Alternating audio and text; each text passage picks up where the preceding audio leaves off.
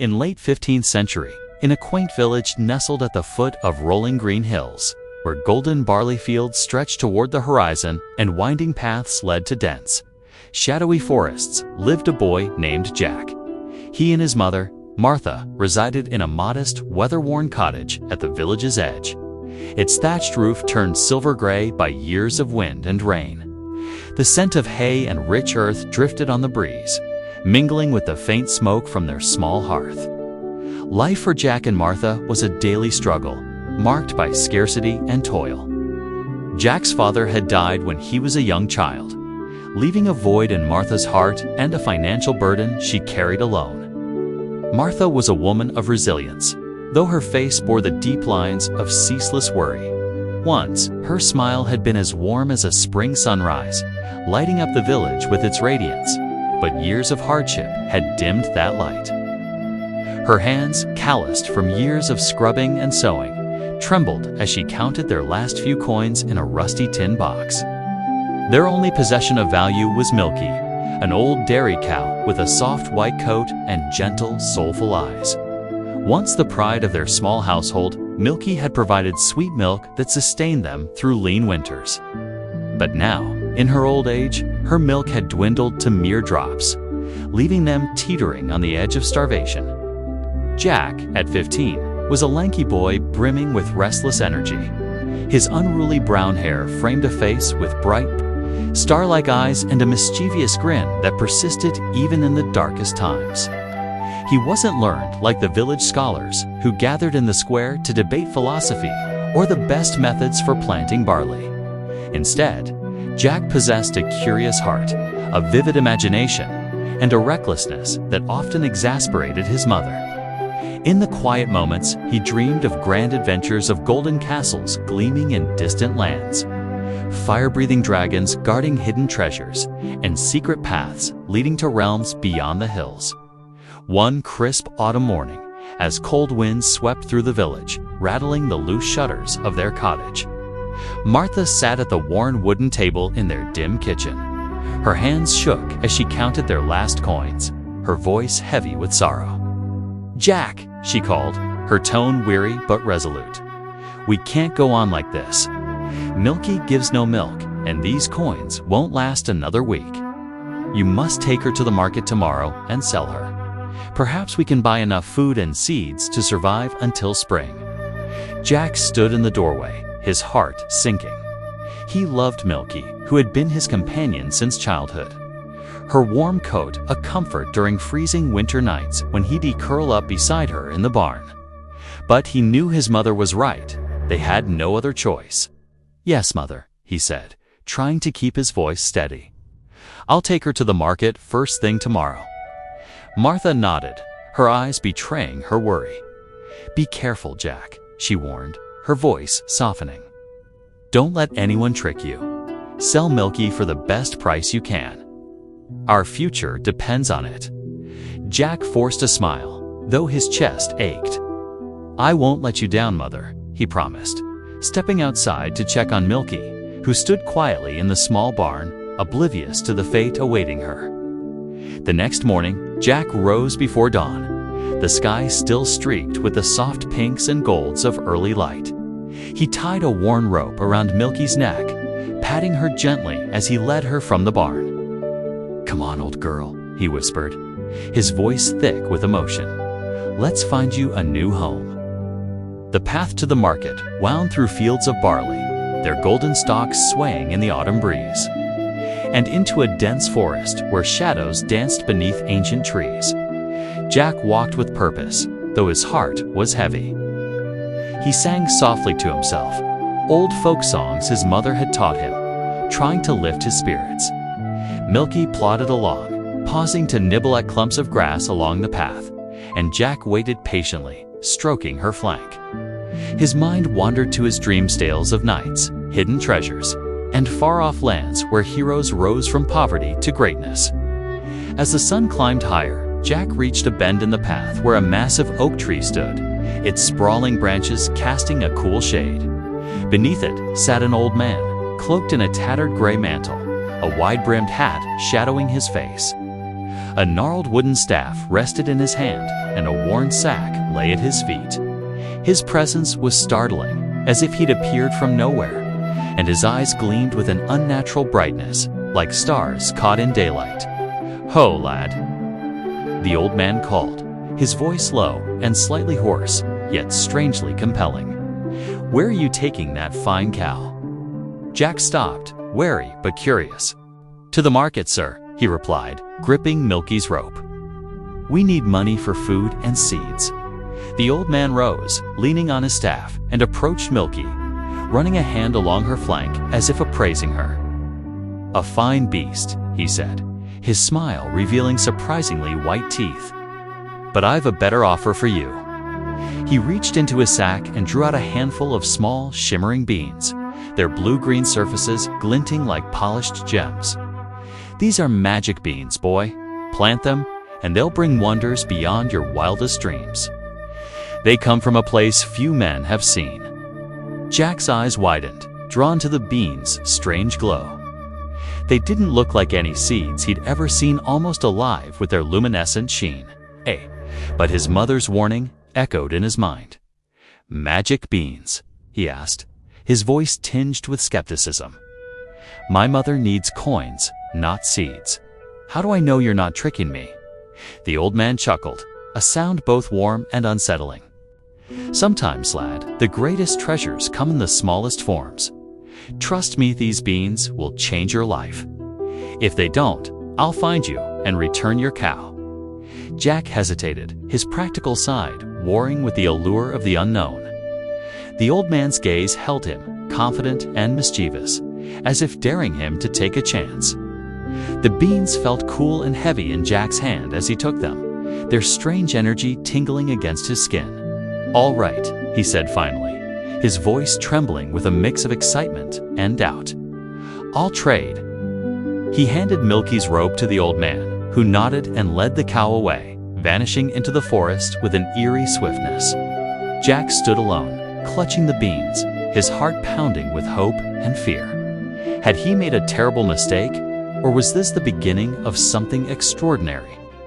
Jack returned home as the sun dipped below the hills, casting long shadows over the village.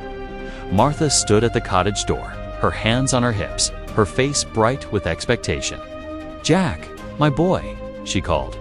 "How much did we get for Milky? Did you find a good buyer?" Jack hesitated, his stomach twisting. He opened his hand, revealing the shimmering beans. I traded her for these, mother," he said, his voice barely above a whisper. "They're magic beans." The man said, "They'll bring wonders." Martha's face froze, then darkened with fury. "Beans," she shouted, her voice trembling with disbelief. "You traded our only Kautha, one thing keeping us alive, for a handful of worthless beans." She snatched them from his hand and hurled them out the window into the weedy garden behind the cottage. "Oh, Jack, you've ruined us. How could you be so foolish?" Jack tried to explain, his words tumbling out. "Mother, he said they're special. I thought they could help us enough." Martha snapped, tears welling in her eyes. "Go to bed, Jack. You've let me down." She turned away, her shoulders shaking as Jack trudged upstairs to his attic room. In the dim light of his straw mattress, beneath the ceiling draped with cobwebs, Jack lay staring at the moonlight streaming through a small window. The old man's words echoed in his mind, but now they felt hollow. Had he been tricked? Tears stung his eyes as he drifted into a restless sleep, haunted by his mother's disappointment and his own doubts. At dawn, Jack awoke to an odd sensation. His room was darker than usual, as if something blocked the sunlight. He leaped from bed and ran to the window, his breath catching at the sight before him. A colossal beanstalk had sprouted in the garden overnight, its thick green vines twisting upward, its lush leaves larger than shields. The stalk pierced the clouds, disappearing into the sky like a ladder to the heavens. "Mother!" Jack shouted, racing downstairs and pulling Martha outside. She gasped, clutching a wooden spoon, her anger forgotten as she stared at the towering plant. "Good heavens," she whispered. "What is this?" It's the beans," Jack said, his eyes alight with wonder. "They're magic, just like he said. I'm going to climb it, Mother. I have to see where it leads." Martha grabbed his arm, her face pale. "No, Jack, it's too dangerous. You don't know what's up there." But Jack's grin was unstoppable, his heart ablaze with adventure. "If I don't go, we'll never know," he said, kissing her cheek. "I'll be careful, I promise." Before she could protest further, Jack began climbing, gripping the sturdy vines with determination. The wind grew colder as he ascended, the village shrinking to a speck below. His heart pounded. After a long climb, his hands aching and breath labored, Jack broke through the clouds. Before him lay a surreal landscape of soft white clouds, like a vast, fluffy carpet stretching to the horizon. In the distance stood a magnificent castle, its pearl-like walls gleaming under a strange, ethereal light, its towers piercing the sky. The castle was both breathtaking and foreboding, as if it belonged to a realm beyond mortal understanding. Jack crept across the cloud path, his steps light but cautious. The castle's main door towered 10 times his height, carved with intricate patterns of vines and mythical creatures. Finding a small gap beneath, he slipped inside, entering a grand hall that stretched endlessly before him. Massive stone pillars lined the space, and a wooden table ran its length. Laden with food loaves of bread the size of carts, roasted meats steaming with savory aromas, and goblets larger than barrels. Jack's stomach growled. He hadn't eaten a proper meal in days. Suddenly, the ground shook with heavy footsteps. Jack dove under a carved wooden chair, his heart racing as a booming voice filled the hall. "Fee, fee, fo, fum. I smell the blood of an Englishman. Be he alive or be he dead. I'll grind his bones to make my bread." A giant strode in, his head nearly brushing the ceiling. Kay's teal leather tunic seemed stitched from an entire herd. His bushy beard framed blazing red eyes, and his hands could crush a man with ease. He sniffed the air, growling, but sat at the table, devouring food with gusto, crumbs falling like boulders. Jack watched, trembling, as the giantess entered, her demeanor kinder but still fearsome. She carried a golden hen, its feathers shimmering like molten gold. "Bring me my hen," the giant bellowed, and she set it on the table. At his clap, the hen laid a golden egg, its surface gleaming like a jewel. Jack's eyes widened. A hen that laid golden eggs could end their poverty forever. As the giant dozed off, his snores rattling the hall, Jack crept onto the table, his movements silent. He grabbed the hen, which squawked softly, and sprinted for the door, slipping through the gap just as the giant stirred. He raced down the beanstalk, the hen tucked under his arm, its warmth reassuring. When he reached the cottage, Martha was waiting, her face pale with worry. "Jack!" she cried, then gasped at the sight of the hen. It laid a golden egg on the table, its glow lighting up the dim room. "How?" Martha stammered, touching the egg. "Is it real?" "It's real, Mother," Jack said, grinning. "I climbed the beanstalk, found a giant's castle, and took this hen. We'll never go hungry again." Martha's eyes filled with tears, a mix of relief and fear. A giant. "Oh, Jack, what if he comes for you?" "He won't find me," Jack said, hugging her. "We're safe now." The golden eggs transformed their lives. The cottage was repaired, its roof rethatched, its walls freshly painted. They bought food, clothes, and seeds, even sharing their wealth with struggling neighbors.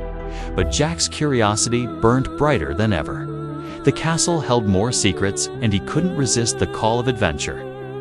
Days later, under a misty morning sky, Jack climbed the beanstalk again, ignoring Martha's pleas.